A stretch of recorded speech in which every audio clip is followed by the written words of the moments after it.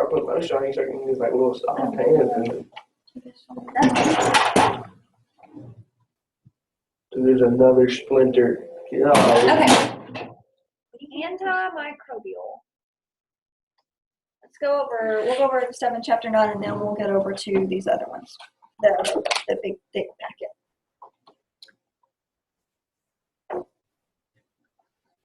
So anti-infectives, I think, is what Pastor Sherd says that the unit is called. But you'll see lots of different things. I mean, anti-infectives kind of covers everything that can cause an infection. So what are some different types of infections? Bacterial. Don't look. I really didn't look. What other infections? What's a cold?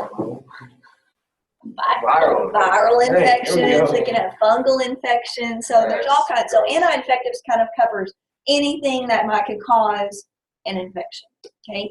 Antibacterials, and it's just bacteria, antiviral viruses, and so forth. So antimicrobial, same idea as anti-infective. It's against things that, microbes that cause infection. Okay, so pathogenic, which means what? The study of. No. Oh, it means Disease. how the disease works.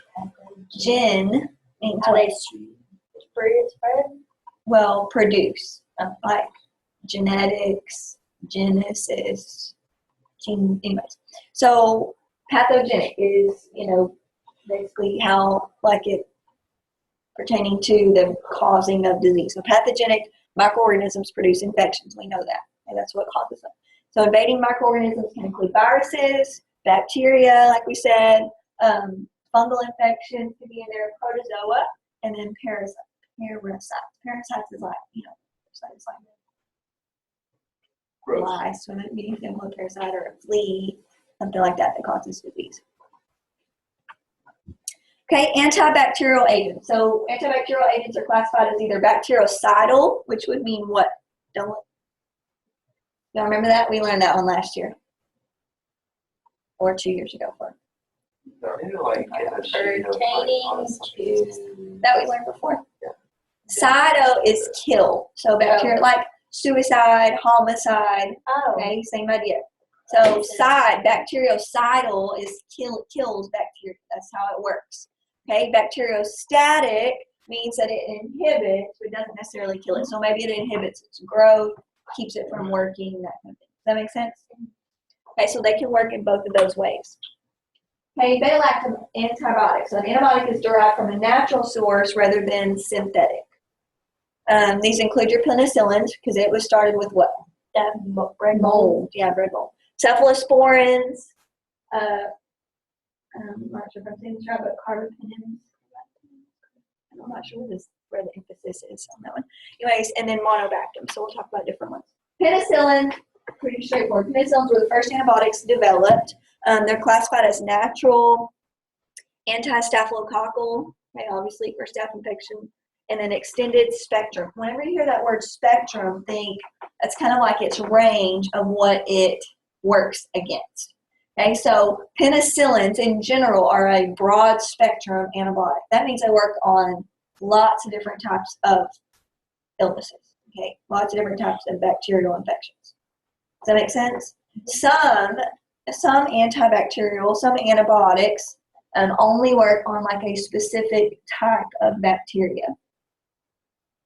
So with penicillins, that's why we use them so much. They kind of work on a lot of different things. Now there's some things that they don't work on too, but that's why whenever they prepared penicillin or got it like going, created it. Yeah. They didn't create it, I guess, but discovered it. That's not the right word. It was such a big deal. They said that even like World War II, because that's about the time even though he discovered it in 28, they didn't really make it in such a way that it could really be used until, later on. And that's one of the reasons they said that World War II was it was like penicillin itself made a huge difference in how that war ended up, because penicillin could treat infections, and that was a big deal. think about the infections. I mean, in a wartime like that, it's pretty lots of infections. So, crazy to think about. Okay. Cephalosporins, macrolides, and sulfonamides. Cephalosporins are semi-synthetic. Okay, so antibiotics related to penicillins. So what you'll find is a lot of people have a cross sensitivity. They're allergic to penicillin. They may very well also be allergic to cephalosporins. That makes sense? Cross sensitivities, that you don't understand that? You might be sensitive to the same things. Macrolides are especially useful against respiratory infections. Okay, azithromycin. The macrolide, if I'm not mistaken. Sulfonamides were the first drugs to prevent and cure bacterial infections, but they don't work on everything. Sulfur drugs. Okay, so examples of cephalosporins and ceph. Okay, cephalexin, cephalchlor, ceftonir, cefrazil. So you can see ceph, okay, obviously, is a clue. So if you see a word and it's got ceph in it, think the cephalosporin. It's an antibiotic. Okay. These are very frequently, very commonly used drugs. Ancef is very commonly used in the hospital. Keflex, same thing. Omnicef is a oral antibiotic. Well, at least you can't get it orally. And you can get it other ways too. But again, all of these are very commonly prescribed. Ancef, and I don't know that it is now, but there's also Rocephin. Y'all probably heard of that one before.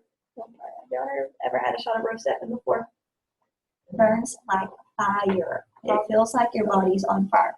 But because they can give it IM sometimes. But it's a broad spectrum. They'll kind of give it for, it can be for lots of different things. But Rocephin and Ancef are both very commonly prescribed drugs that are used for prophylaxis. Y'all ever heard that word before?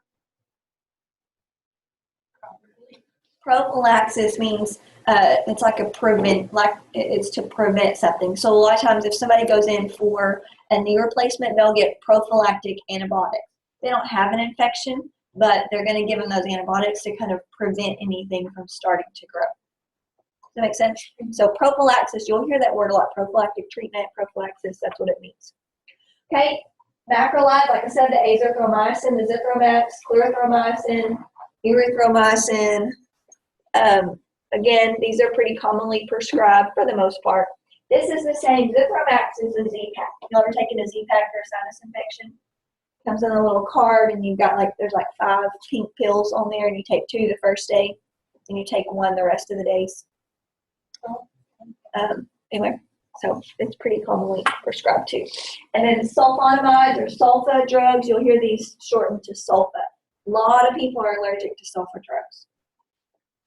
Short acting, and they all have sulfa in them, so they're not so hard. This sulfamethoxazole is very commonly prescribed, but a lot of times it's prescribed with this trimethoprim, Bactrim. Y'all may have taken Bactrim before. That was one that you need to know because you'll hear that one a lot.